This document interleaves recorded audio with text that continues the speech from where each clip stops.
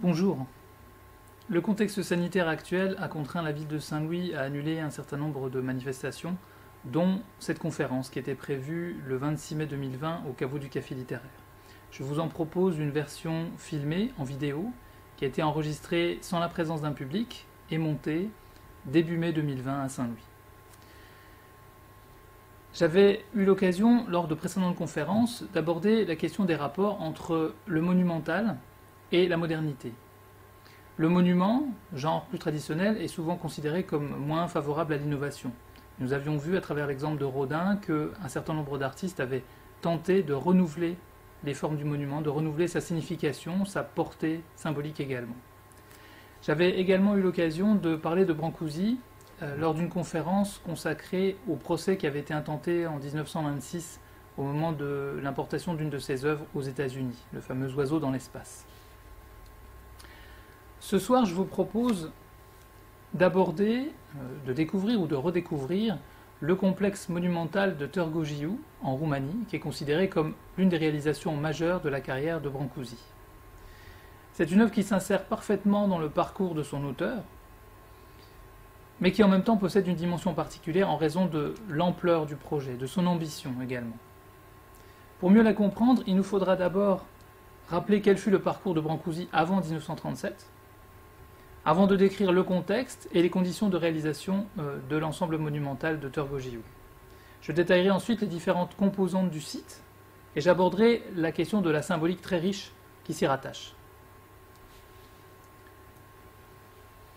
Constantin Brancusi est né en 1876 dans une famille paysanne modeste de Valaquie.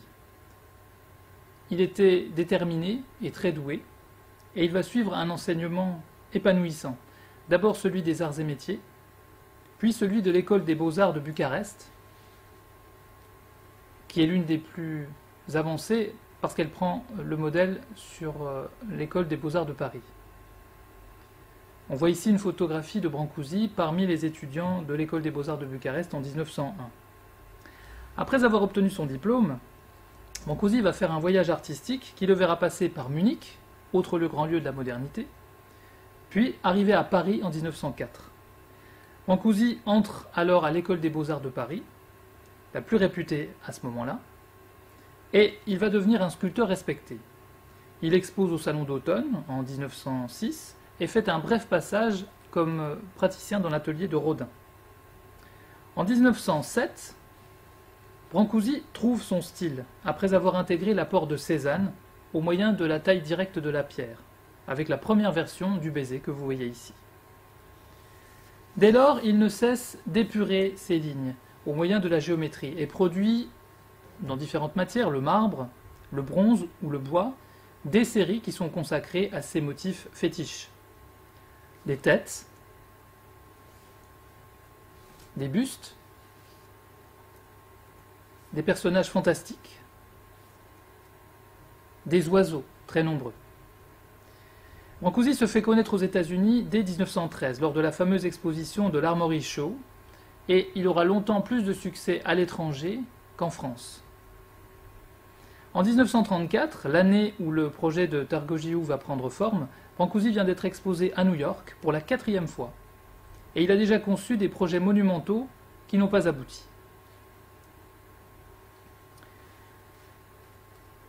Il semble que l'initiative du projet remonte à 1934.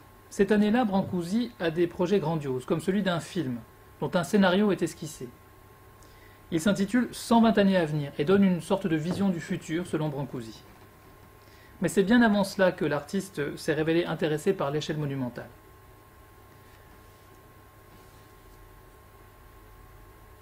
En janvier-février 1926, Brancusi vient à New York pour exposer dans la prestigieuse galerie Wildenstein ainsi qu'à la galerie Brummer.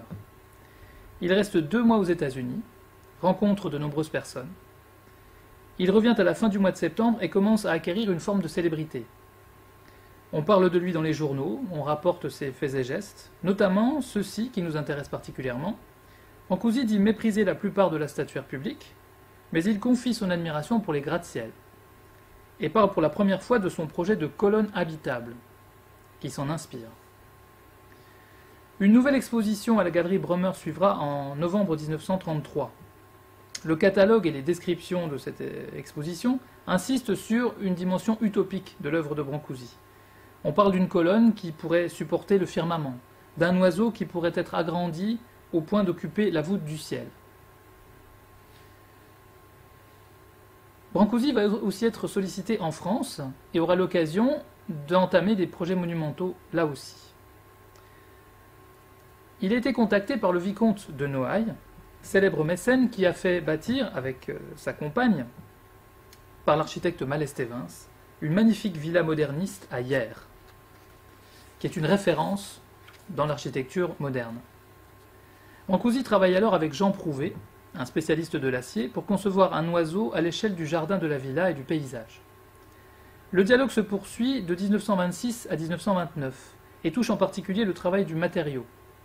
Le projet varie considérablement puisque l'oiseau fait tantôt 3,50 m, tantôt jusqu'à 50 mètres. Là encore, tout sera abandonné. Ces deux projets avortés montrent que Brancusi a le souci de travailler à l'échelle monumentale et en dialogue avec l'architecture. Troisième projet d'importance, en 1930, le Maharaja d'Indore, Holkar, qui lui a déjà acheté 2 superbes oiseaux dans l'espace, lui demande la construction d'un lieu de méditation en souvenir de son épouse défunte, le temple de la délivrance ou temple de l'amour. Il s'agit d'une entreprise ambitieuse qui touche autant au paysage qu'à la sculpture et à l'architecture. Il inclut un bassin, un pont, un temple avec des œuvres d'art, dont une colonne du baiser déjà. Brancusi produit plusieurs esquisses fondées sur des proportions simples comme 1, 2, 3, 4. Malgré des efforts répétés, plusieurs voyages de Brancusi en Inde, le projet échouera définitivement en 1938, en grande partie à cause de la ruine du Maharaja. Ce projet de temple indien est ce que Brancusi a produit de plus abouti en termes de dimension et de mise en rapport des œuvres entre elles.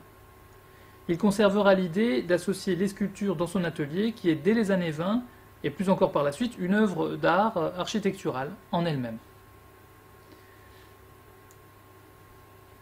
Brancusi a aussi nourri plusieurs projets pour sa patrie. En Roumanie, il a déjà été sollicité par la ville de Pestișani pour un monument, dès 1922, mais le projet est annulé l'année suivante.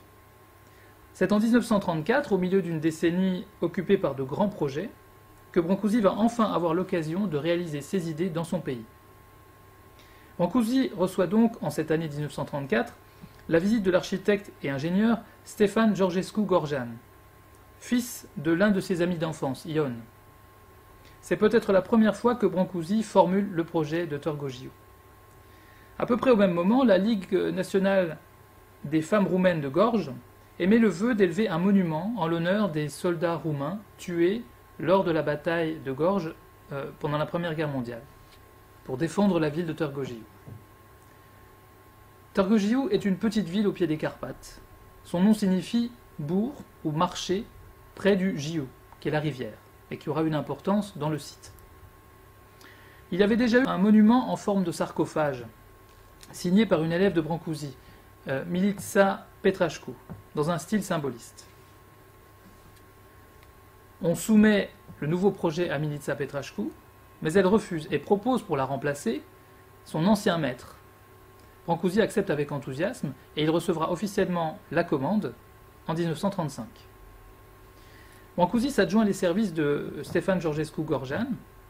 Il fait un premier voyage de reconnaissance en 1935 et rencontre Areția G. Tătărescu, présidente de la Ligue des femmes de Gorj. Brancusi reste aussi à Târgu Jiu de juin à septembre 1937 et commence à travailler sur le projet qui est alors limité à une colonne, qui deviendra la colonne sans fin. Areția Tătărescu lui demande un coq, mais Brancusi réplique que le coq est réservé à la France. Cette attitude est révélatrice. Brancusi tient à sa liberté créatrice et ne veut pas se laisser imposer trop de contraintes par les commanditaires. Il accepte quand même de réaliser l'Arc de Triomphe qu'Areția Tătărescu a envisagé auparavant. Ce sera la porte du baiser, un deuxième élément qui s'invite en cours de travail. Le travail sur la porte commence en octobre 1937. La localisation de la porte change 2 fois par la décision de Brancusi. Les biographes nous décrivent un Brancusi travaillant de 3 à 4 heures chaque jour, puis se rendant au marché, où il est très intéressé par les paysans, par leur langage, par leurs repas. Brancusi fait des photos, fait des films également, qui ont été conservés. Il est sans doute très heureux de retrouver son terroir. Brancusi visite des carrières, commence le travail sur la porte du baiser avec un sculpteur roumain, Ion Alexandrescu. Pendant ce temps, la commanditaire, Aretia Tatarescu, annonce par voie de presse le projet et le conseil municipal de Târgu Jiu approuve. Quand Brancusi retourne à Paris, à la fin du mois d'août 1937, il a déjà placé une œuvre circulaire sur le site, la future table du silence, alors qu'aucune mention n'en avait été faite auparavant. C'est encore une œuvre qui s'est imposée au cours du travail. On parle alors d'une allée depuis la rivière Jiu qui passe par une porte pour marquer l'entrée dans le jardin public, avant de conduire à la colonne qui est le monument proprement dit. Une fois le module de base de la colonne terminé, Brancusi rentre à Paris. Les éléments de la colonne vont être fondus dans la foulée aux ateliers de Petroshan.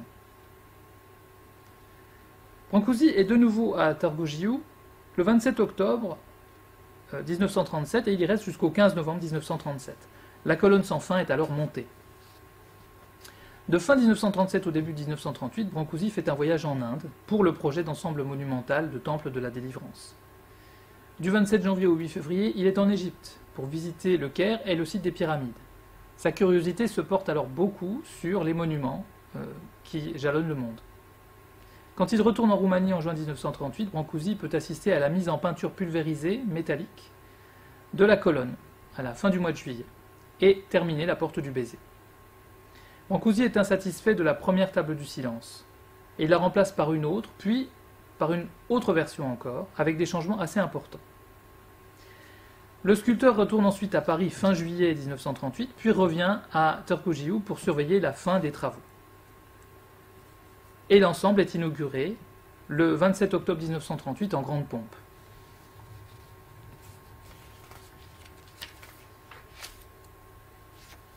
Il faut maintenant décrire le site et les aménagements de Brancusi. Sur cette carte actuelle, on peut voir à l'ouest la rivière Jiu, qui a été prise en compte par Brancusi, puis en bordure de rivière et à l'extrémité du parc, la table du silence. 135 mètres plus loin, à l'autre extrémité du parc, au bout d'une allée, la porte du baiser. Enfin, à l'autre bout de la ville, dans un autre parc, la colonne infinie. Brancusi a choisi de disposer ses sculptures le long d'un axe de 1500 mètres, appelé Avenue des Héros.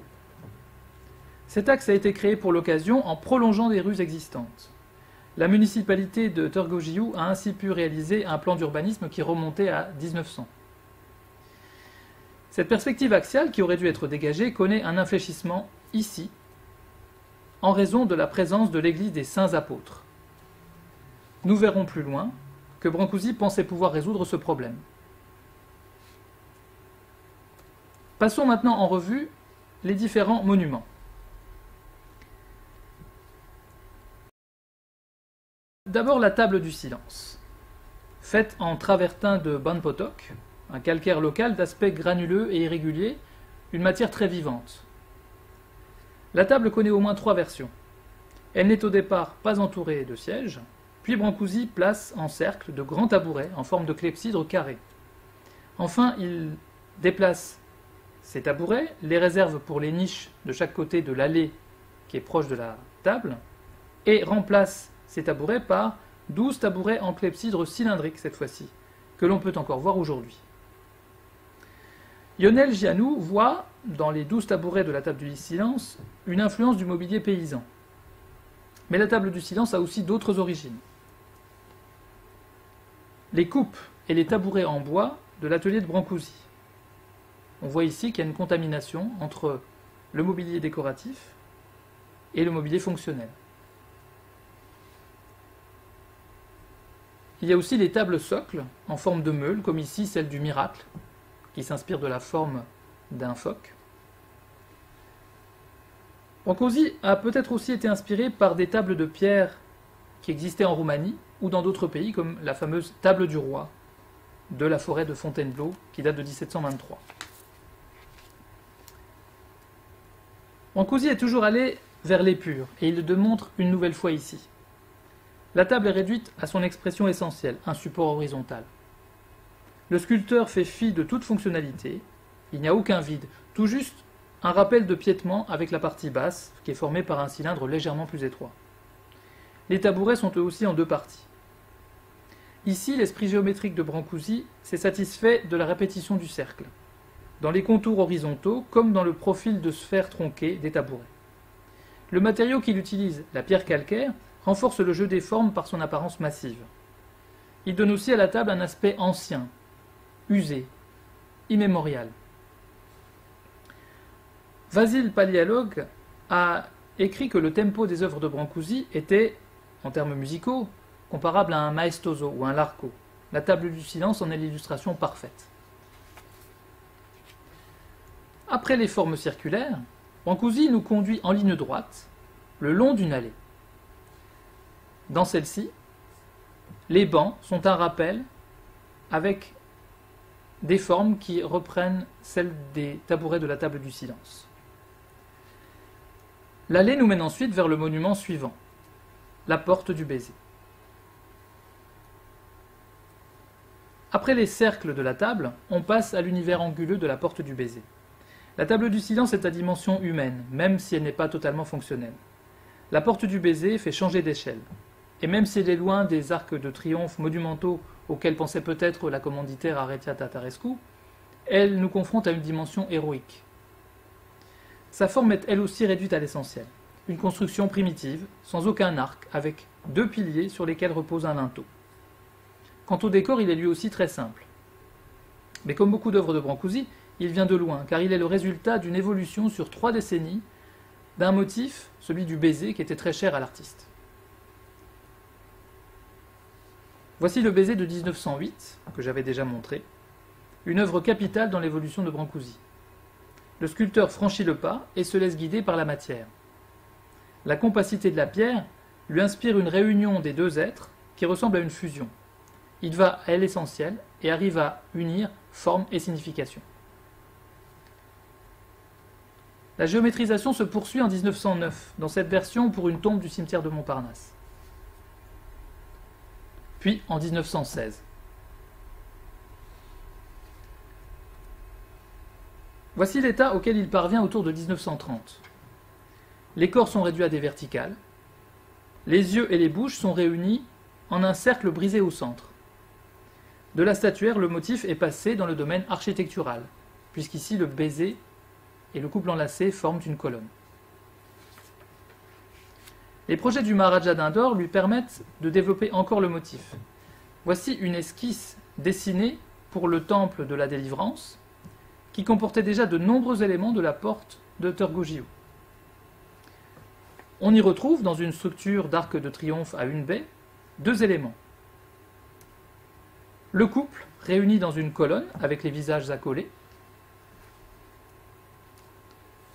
Le profil linéaire du couple, cette fois avec les jambes, comme sur le monument funéraire de Montparnasse, dans la partie supérieure. La répétition de ce profil forme une frise. Brancusi fait évoluer un motif déjà présent depuis de nombreuses années dans son travail. La porte du baiser de Turgogiu en est l'aboutissement. Certains analystes, comme Friedrich Tejabar, pensent que Brancusi s'est également souvenu des portails en bois de nombreuses maisons roumaines, dont c'était souvent la pièce maîtresse. Il va travailler dessus de 1935 à 1937. Brancusi met soigneusement au point l'équilibre des formes. Ici, vous avez une réduction en forme de borne des motifs de la porte du baiser. Puis une maquette complète, au 1/10, que Brancusi va photographier lui-même. On retrouve le côté rude du calcaire, loin du côté poli parfait des marbres que le sculpteur affectionnait. Brancusi, pour la réalisation du monument, a eu l'aide d'un tailleur de pierre de Bucarest, Ion Alexandrescu. Il travaillait au moyen du dessin avant de sculpter. Plusieurs dessins, comme des essais de rythme de Brancusi pour la frise, ont été réalisés. Brancusi choisit une profondeur variable du relief sur chaque pilier, mais une profondeur constante sur la frise du linteau, qui reste un bas-relief, ou un relief incisé. La vision frontale de la porte révèle d'emblée ses proportions simples et rigoureuses. La hauteur totale correspond à 3 fois la largeur des piliers. Quant à la largeur, elle s'approche de 4 fois cette largeur. Mais les mesures ne s'accordent pas toutes avec les documents visuels comme vous le voyez ici. La porte était d'abord envisagée comme porte d'entrée du parc, mais finalement Brancusi l'a placée à l'intérieur afin qu'on puisse mieux la contourner et qu'elle soit plus autonome, selon les mots du sculpteur. Une fois passée la porte, on se dirige vers la colonne sans fin. La colonne sans fin vient elle aussi de loin et remonte, selon les recherches des biographes, soit à 1916, soit à 1918, dans l'œuvre de Brancusi. Parmi les premières colonnes de l'œuvre de Brancusi, voici une chimère. Une œuvre qui est peut-être réalisée sous l'influence de l'art africain. C'est l'une des premières apparitions d'un fragment de colonne avec une pyramide tronquée chez Brancusi. D'ailleurs, le motif rappelant le chevron vient peut-être lui-même de l'art africain. Les différents dessins et présentations de cette œuvre montrent que Brancusi envisage cette partie pyramidale tantôt comme partie intégrante de l'œuvre, tantôt comme un simple socle interchangeable. Cette première colonne datée par Brancusi lui-même de 1918 est aujourd'hui présentée de manière autonome sur le modèle de celle de Turgogiu. Mais sur cette photo ancienne, on voit qu'elle est au début présentée sur un socle en pierre. En 1922 encore, elle sert de socle. Brancusi ne la débarrassera de son socle et de ce qu'elle porte qu'à la fin des années 1920.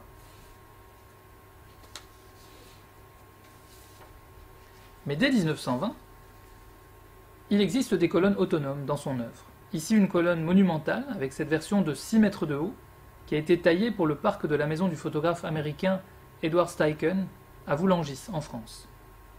Quand Steichen retourne aux États-Unis pour de bon, Brancusi va chez lui pour récupérer la colonne après l'avoir sciée en deux. La plus ancienne mention d'une colonne sans fin monumentale est une note de 1926. On se souvient aussi qu'au moment de son exposition à New York, Brancusi donne un aperçu de son projet. Je cite : « Elle serait plus haute que tous les autres bâtiments, 3 fois plus haute que votre obélisque de Washington, avec une base de dimension correspondante, 60 mètres au moins. Elle serait en métal. Il y aurait des appartements dans chaque pyramide, des gens vivraient là, et tout en haut, au sommet, on trouverait mon oiseau. » Fin de citation. Brancusi imagine donc une colonne habitable, et il réactive le rêve d'une œuvre habitable qui fait penser aux projets monumentaux, aux projets utopiques, ceux d'un Tatlin par exemple, pour le monument à la 3e internationale. La commande de Turgogiu lui donne l'occasion de réaliser une partie de cette vision. Cette photographie a été prise en juillet 1937, et on peut voir une retouche au crayon par l'artiste, qui montre les dimensions herculéennes de l'œuvre qui sort carrément du champ. On voit aussi un environnement rural qui est peu aménagé.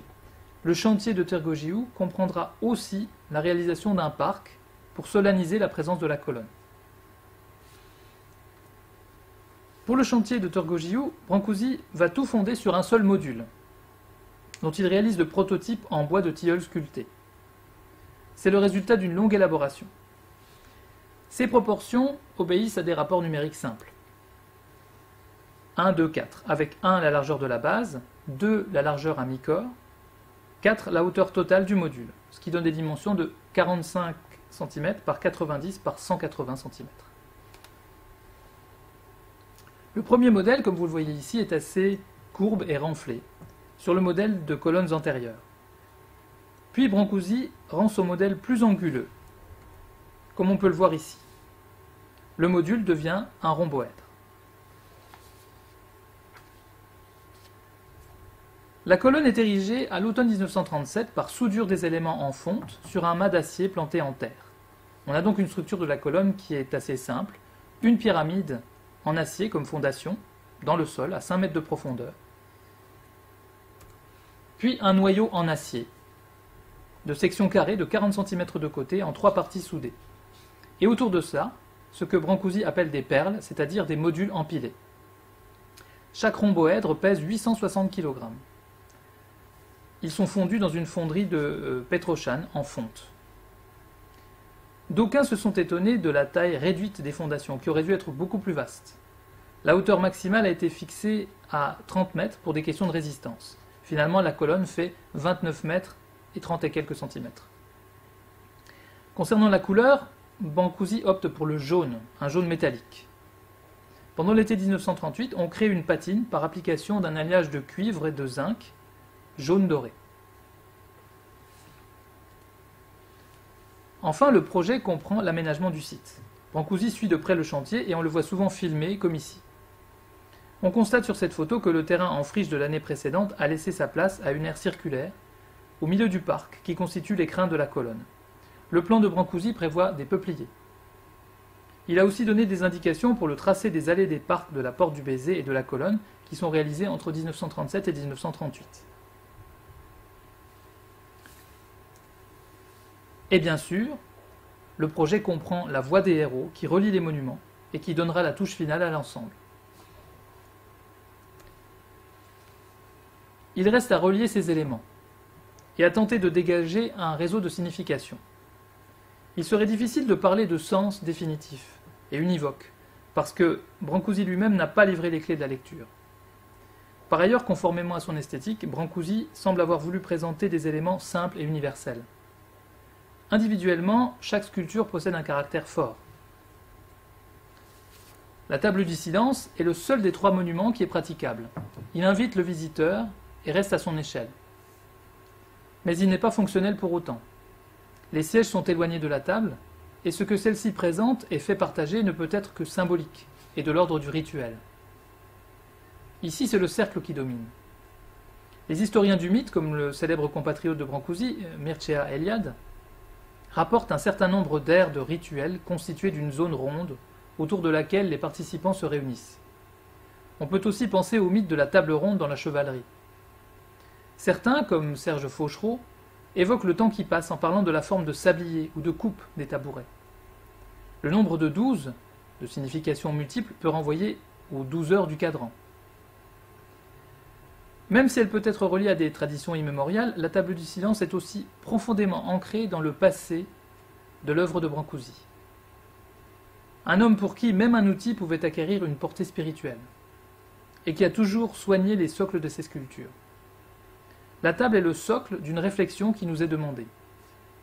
Cette œuvre invite à la contemplation, à passer du temps sur place, et garde nécessairement une signification très ouverte. C'est le contraire avec la Porte du Baiser. Le thème du baiser a suivi un cheminement très particulier dans l'œuvre de Brancusi. De sujet statuaire, il est devenu un motif architectural. S'il a été simplifié, le baiser n'a jamais disparu, et les titres des œuvres sont là pour nous le rappeler. Avec la Porte du Baiser, le motif se multiplie. Il s'efface en partie pour devenir rythme linéaire. Mais en même temps, il est célébré. Il prend le contre-pied de l'habituelle consécration guerrière des arcs de triomphe. Mais est-ce pour autant un triomphe de l'amour ? Il faut noter qu'il n'y a plus un baiser, mais de multiples répétitions du baiser. La porte est un monument public, et comme tel, elle montre une série de couples, en une succession ininterrompue. Le baiser, lui aussi, est infini. Manière de dire que le baiser se répète, qu'il est le fait d'une masse d'individus, et à l'échelle de toute une ville ou d'un pays. Le baiser est aussi le baiser d'adieu, ou de reconnaissance. Surtout, la porte est un passage. Brancusi l'a d'abord imaginée à l'entrée du parc, pour qu'on ne puisse pas la contourner. Puis il l'a reculée un peu pour qu'on puisse aussi l'admirer en tant que sculpture. Mais la dimension de porte subsiste. On entre dans un monde, on sort d'un autre. Dans un sens, on pénètre dans le monde du parc et de la table du silence. Dans l'autre, on sort du parc en se dirigeant vers la ville et vers la colonne infinie. Cette colonne est le monument emblématique qui résume souvent, de l'extérieur, le complexe de Turgogiu. Elle est aussi ancienne dans l'œuvre de Brancusi, et tout en possédant cette relation avec l'œuvre d'avant, elle acquiert ici une portée bien plus vaste, parce qu'elle s'articule avec un programme. La commande adressée à Brancusi est en effet très précise. Il s'agit de célébrer les héros morts lors de la Première Guerre mondiale. La première forme traditionnelle à laquelle on peut comparer la colonne est celle de l'obélisque, qui appartient depuis l'Antiquité au domaine de la célébration funéraire. Brancusi retrouve donc, avec son modernisme, une symbolique immémoriale. Du côté de ses racines roumaines également, Brancusi pouvait retrouver des précédents. Friedrich Teyabach note qu'il y avait des poteaux funéraires dans certains cimetières roumains. Dans les différents noms que Brancusi a envisagés pour son œuvre, on peut retrouver cette filiation funéraire. Dans une première version, il s'agissait de la colonne du don de la mémoire sans fin. Cela nous place, comme la table du silence, dans une perspective rituelle. D'ailleurs, lors de l'inauguration, le 27 octobre 1938, la colonne fut aspergée d'eau bénite avec une messe qui était célébrée par non moins de 16 prêtres. Mais par la suite, Brancusi opta pour une portée plus générale, plus positive aussi, comme le révèle un autre titre, la colonne du ciel. On entre alors dans une autre tradition mythologique tout aussi vaste. Mircea Eliade a recensé de multiples formes de croyances en un axe du monde, auquel tout serait relié. La colonne Irminsul des anciens Germains, par exemple, les piliers cosmiques en Asie du Nord, l'arbre cosmique Yggdrasil, dans la mythologie scandinave. En Roumanie, plus particulièrement, le folklore évoquait l'image de la colonne du ciel, celle qui soutient le firmament. Brancusi, photographe averti, a pris ici une photo de la colonne et la montre effectivement comme si elle soutenait le ciel, grâce à l'effet de lumière très particulier qu'il a réussi à saisir. La photo montre aussi à quel point le site était alors plus dégagé. Mais pour finir, Brancusi simplifie, comme à son habitude, et ce sera la colonne infinie, tout simplement. Dans sa dernière version, le titre exclut donc toute symbolique explicite, en renvoyant avant tout à une forme. Chez Brancusi, la forme et le fond ne sont pas opposés. La forme constitue en soi une signification profonde qui atteint à l'universalité par la simplicité. Il ne pensait pas que ses œuvres fussent abstraites, et on peut réaffirmer avec Serge Fauchereau que la colonne est avant tout un principe formel. La colonne, c'est un élan vertical, qui traduit une ascension spirituelle. Elle est profondément ancrée dans le sol, puisque sa base est faite d'un demi-module, qui donne l'impression d'être à demi enterré. Mais du côté du ciel, il y a un autre demi-module, qui suggère un prolongement. L'infini est donc à la fois du côté de la Terre et du côté du ciel. Depuis des années, Brancusi cherchait une verticalité dynamique, par exemple avec les oiseaux dans l'espace. Brancusi allait donc vers des formes toujours plus étirées, plus épurées, plus tendues, dont la verticalité dynamique est en rapport direct avec l'énergie dégagée par la colonne. Celle-ci possède la stabilité, avec sa base pyramidale enfouie dans la Terre, et avec ses modules répétés. Mais elle affirme aussi l'élan vertical que Brancusi a cherché à travers ses oiseaux, et que le grand compositeur György Ligeti a bien rendu dans sa 14e étude pour piano, inspirée par l'œuvre de Brancusi. Pour cela, Brancusi a soigneusement travaillé à la fois sur les dimensions, très impressionnantes, mais aussi sur les proportions. Alors que les premières colonnes restaient trapues, en raison de leur faible hauteur, l'étirement de la colonne de Turgogiu oblige le visiteur à reculer et produit un effet dynamique. Le lien avec les oiseaux ne s'arrête pas là. Bantu Sultan a comparé le profil ondulé de la colonne avec les battements d'ailes d'un oiseau qui s'élancerait à la verticale vers le ciel. Brancusi atteint à cette force d'expression et à cette richesse symbolique avec une forme réduite à sa plus simple expression, qui en fait, selon Friedrich Teyabach, la pièce la plus radicale de toute l'œuvre de Brancusi et peut-être la plus radicale de toute la sculpture moderne. Il reste maintenant à examiner le site dans son ensemble, à tenter d'en restituer la dynamique globale. Les analyses et les campagnes de mesure ont prouvé que Brancusi a soigneusement réfléchi au rapport entre les œuvres. Outre l'axe urbain qui constitue l'épine dorsale du complexe, il existe un ou plusieurs modules de base qui, une fois multipliés, déterminent les différentes dimensions de la table, de la porte ou de la colonne. Par ailleurs, certains nombres se retrouvent d'une œuvre à l'autre. Celui qui revient le plus souvent est le 12, qui possède une portée cosmique très ancienne dans de nombreuses spiritualités. Il y a d'autres nombres qui se répètent, le 16, le 10. Il est aisé d'en tirer des fils symboliques, et les analystes ne se sont pas privés de le faire. Il est peut-être plus intéressant de considérer la progression qui, pour le visiteur, mène d'une œuvre à l'autre. La lecture peut se faire d'est en ouest. Dans ce cas, on part de la colonne,